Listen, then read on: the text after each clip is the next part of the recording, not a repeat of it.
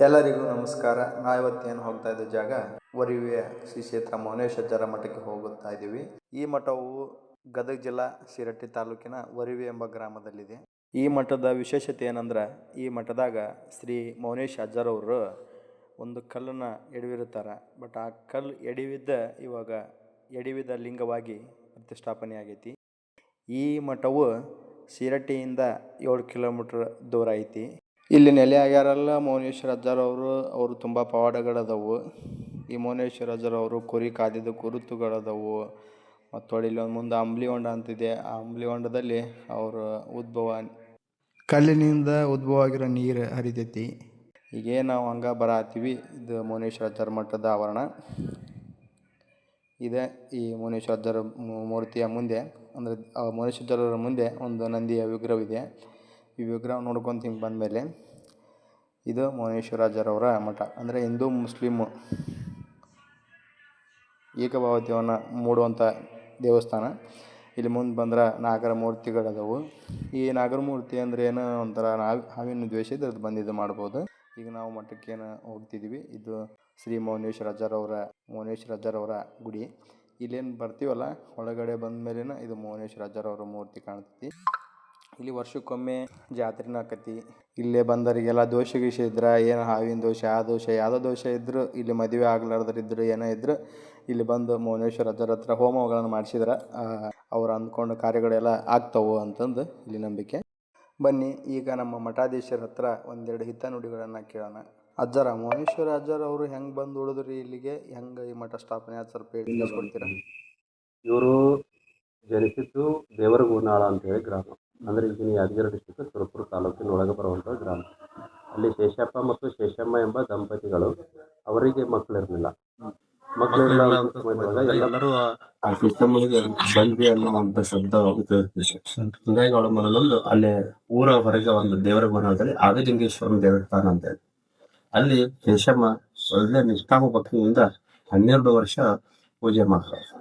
ಆ ಒಂದು ಪೂಜೆ ಭಕ್ತಿಗೆ ಮೆಚ್ಚಿ ಆದಿಲಿಂಗೇಶ್ವರ ಪ್ರತ್ಯಕ್ಷ ಆದಂತ ಸಂದರ್ಭದಾಗ ಏನ್ ಹೋರಾಟ ಅಂದಾಗ ನನಗ ಸುತ್ತ ಸಾವು ಇರ್ಲಾರ್ದಂತದ್ದು ಬೇಕು ಅಂತ ಹೇಳ್ತಾರೆ. ಇದ್ದಾಗ ಆಯ್ತು ಕೊಡ್ತೀನಿ ಅನ್ನಿಲ್ಲ, ಏನೇ ಮಗುವಾಗಿ ಬರಬೇಕು ಅಂತ ಹೇಳಿ ಆ ಪ್ರಕಾರವಾಗಿ ಇವರು ಅಶ್ವಿನ ಹುಣ್ಣಿಮೆ ದಿವಸ ತಾವೇ ಮಗುವಾಗಿ ಬಂದು ಅವರಿಗೆ ಮೌನೇಶ್ವರ ಅಂದ್ರಿಂದ ನಿಧಾನವಾಗಿ ಅವರು ತನ್ನ ಎಲ್ಲ ಬಾಲ್ಯದೊಳಗಿನ ಲೀಲೆಗಳನ್ನ ಮಾಡ್ತಾ ಬರ್ತಾರೆ. ಅನೇಕ ಪವಾಡಗಳನ್ನ ಮಾಡಿದಾರ. ರಾಜ್ಯ ತುಂಬಾ ದೇಶವ್ಯಾಪಿ ಅನೇಕ ಸಂಚಾರಗಳನ್ನ ಮಾಡ್ತಾ ಪವಾಡಗಳನ್ನ ಮಾಡಿ ಇಲ್ಲಿಗೆ ಸಂಚಾರಗಳನ್ನು ಬಂದು ಅವರ ಪಾದ ಸ್ಪರ್ಶದಿಂದ ಉದ್ಭವವಾಗಿದ್ದ ಲಿಂಗು ಮೌನೇಶ್ವರರು ಎಡವಿದಂತ ಲಿಂಗು. ಎಡವಿದಂತ ಲಿಂಗು. ಇದಕ್ಕೆ ಉಳಿಯ ಮುತ್ತದ ಲಿಂಗ, ಪ್ರಳಯ ಹೊಂದದ ಲಿಂಗ, ಬೆಳಗಿ ಬಂದದ್ದು ಘನಲಿಂಗ ಅಂತೇಳಿ ಒಂದು ವಾಕ್ಯ. ಯಾವುದೇ ಉಳಿಯಿಂದ ಇದನ್ನ ಮಾಡಿಲ್ಲ. ಯಾವ್ದು ಪ್ರಳಯ ಬಂದ್ರು ಕೂಡ ಇದಕ್ಕೆ ಯಾವುದೋ ಒಂದು ಏನೂ ಆಗೋದಿಲ್ಲ ಅಂತ ಒಂದು ಲಿಂಗ. ಅದಕ್ಕೆ ತಾಯಂದು ಬೇಡಿದರೆ ಕೊಯ್ಯಂದು ಕೊಡುವನು ಒರವಿಯ ಜನಲಿಂಗ ಅಂತ, ಬರಬೇಕಾದ್ರೆ ಒರವಿಗೆ ಬರಿ ಅಂತ ಹೇಳಿ ಅವರ ಒಂದು ವಚನದಲ್ಲಿ ಇಲ್ಲಿ ಏನೋ ಬಂದು ನಾವು ಬೇಡ್ಕೊಂಡ್ರು ವರ ಮಕ್ಕಳ ಸಂತಾನ ಇಲ್ಲ ಅಂದ್ರೆ ಎಷ್ಟೋ ಜನರಿಗೆ ಸಂತಾನದ ಭಾಗ್ಯ ಆಗಿದೆ.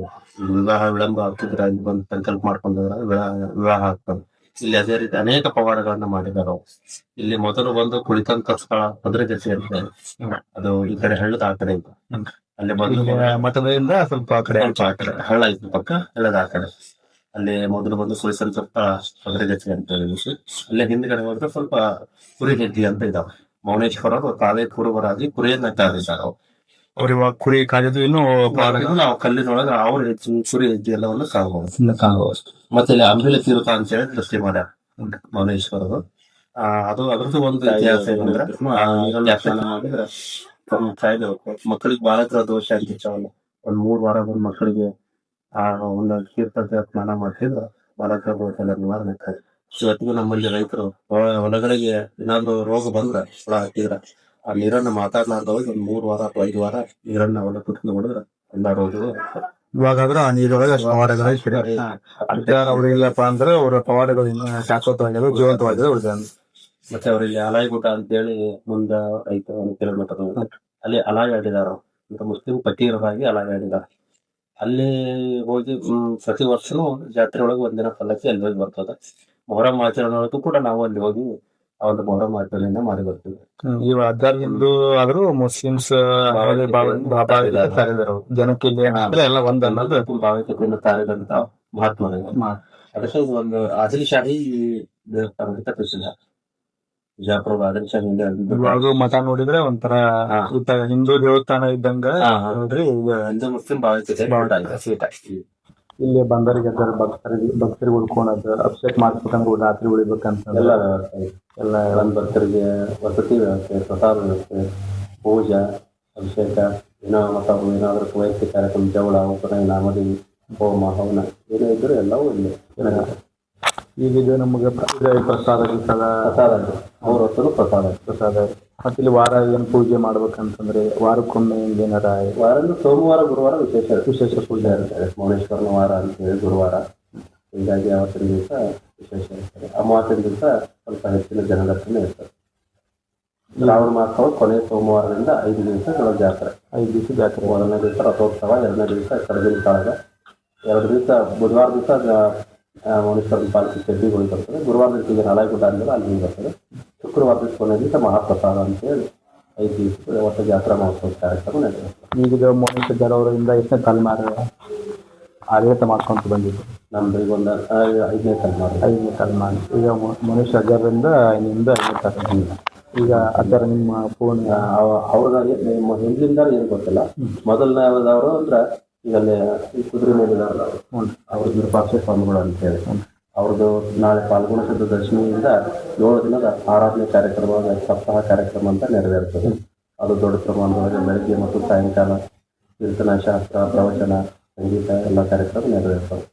ಅವ್ರ ನಂತರ ನೆಕ್ಸ್ಟ್ ಇಲ್ಲಿ ಅಲ್ಲಿ ಹೇಳಿದಾರಲ್ಲ ಮೌನಪ್ರಭು ಸ್ವಾಮಿಗಳು ಅಂತೇಳಿ 2ನೇ ಸ್ವಾಮಿ. ಅವ್ರ ನಂತರ ವಿರೂಪಾಕ್ಷ ಸ್ವಾಮಿಗಳು ಇವರು ಮೊನ್ನೆ ಒಂದು 4 ವರ್ಷದಿಂದ ಬ್ರಹ್ಮಲೀನ ಆದರು. ಅವ್ರ ನಂತರ ಈಗ ನೆಕ್ಸ್ಟ್ ನಾವು ನೆರವೇರ್ತಾರೆ. ನೀವು ಈ ಮಠದಿಂದ ಏನಾರ ಸರ್ಕಾರದಿಂದ ಏನಾರ ಕೇಳ್ಕೋಬೇಕನ್ನ ನಿಮ್ಮ ಮಠಕ್ಕೆ ಈ ತರ ಮಾಡ್ಬೇಕನ್ನೋದು ಸ್ಕೂಲ್ ಮಾಡ್ಬೇಕನ್ನೋ ಏನಾರ ನಿಮ್ಗೆ ಕನಸು ಏನಾರ ಇದು ಮಾಡ್ಬೇಕನ್ನೋ ವಿಚಾರ ಐತೆ. ಆದ್ರೆ ಸರ್ಕಾರದಿಂದ ಯಾವುದೇ ಧನ ಸಹಾಯ ಅನ್ನೋದಾಗಿಲ್ಲ. ಅಂತ ಏನಾದರೂ ಸರ್ಕಾರದಿಂದ ನಮ್ಗೆ ಇನ್ನೂ ಒಂದು ಹೆಚ್ಚಿನ ಅನುದಾನ ಆಗಲಿ, ಒಂದು ಪ್ರೋತ್ಸಾಹ ಸಹಾಯಧನ ಇಂಥ ಸಿಕ್ಕರೆ ಇನ್ನೂ ಒಂದು ಹೆಚ್ಚಿನ ಮಟ್ಟದೊಳಗೆ ಕ್ಷೇತ್ರವನ್ನು ಅಭಿವೃದ್ಧಿ ಪಡಿಸ್ಬೇಕನ್ನೋ ವಿಚಾರ ಐತಿ. ಮತ್ತು ಒಂದು ಬಡ ಮಕ್ಕಳಿಗೆ ಅನುಕೂಲ ಆಗಲಿ ಅನ್ನೋ ಉದ್ದೇಶದಿಂದ ಒಂದು ಶಿಕ್ಷಣ ಸಂಸ್ಥೆ ಇಂಥವೆಲ್ಲ ತೆಗೆದು ಮಕ್ಕಳಿಗೆ ಅನುಕೂಲ ಆಗಿರಬೇಕು ಮತ್ತು ಹೊಳ್ಳಿ ಒಂದು ಕ್ಷೇತ್ರದ ಹೆಸರನ್ನು ಬಂದಿರಬೇಕು ಅನ್ನೋ ಒಂದು ಉದ್ದೇಶದಿಂದ ಸರ್ಕಾರ ಅದಕ್ಕೆ ಒಂದು ಸ್ವಲ್ಪ ಹೆಚ್ಚಿನ ಗಮನ ವಹಿಸಿ ಒಂದು ಹೆಚ್ಚಿನ ಒಂದು ಸಹಾಯಧನವನ್ನು ನೀಡಿದರೆ ಕ್ಷೇತ್ರ ಇನ್ನೂ ಬೆಳವಣಿಗೆ ಆಗ್ಬೋದು ಅಂತ ನಾನು ಹೇಳಬೇಕು.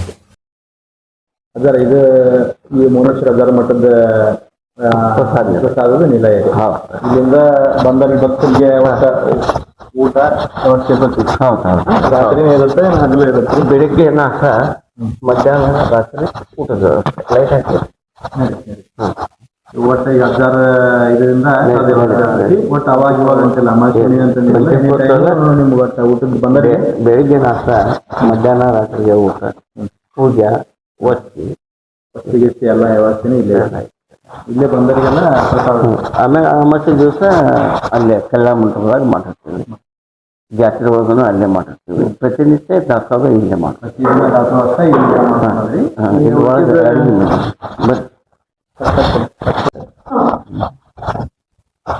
ಜನ ಎಷ್ಟು ಬರ್ತೈತಿ ಅದ್ರ ಮೇಲೆ ಅವಲಂಬನ. ಇಷ್ಟ ಜನ ಎಷ್ಟು ಜನ ಬಂದ್ರು